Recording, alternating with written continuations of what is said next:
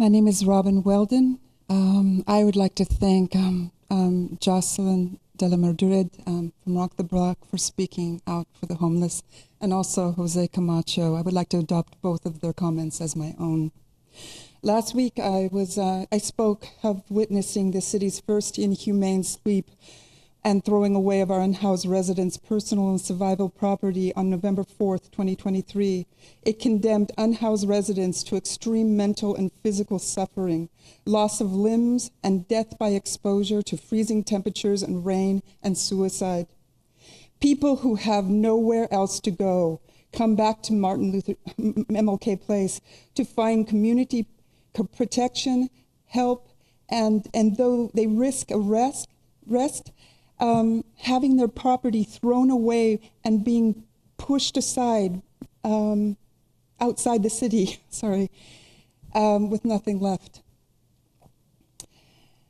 The MLK Place unhoused tent refugees that have been dehumanized and criminalized by Bremerton's mayor and council in their 2023 implementation of the city's inhumane anti-camping ordinance and the 2024 vote from this council to get rid of the shelter provision when crushing and throwing away unhoused residents' survival property.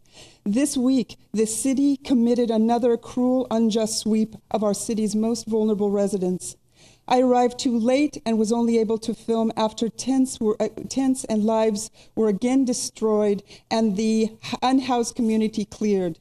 I took a photo of the city vehicle and garbage truck in front of Dr. Martin Luther King Jr. Place street sign.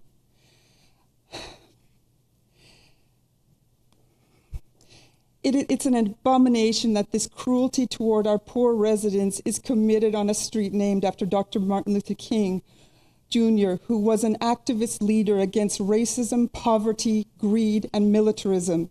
I thought about how white politicians like the ones in Bremerton love to co-opt and whitewash Dr. King's words to mitigate the harm they do to human beings. What is always conveniently omitted is that Dr.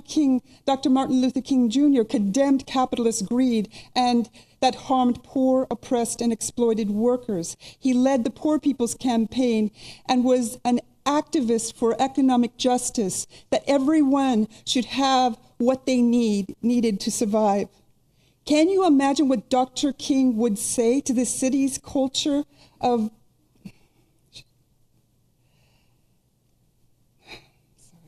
I lost my place. Culture of cruelty.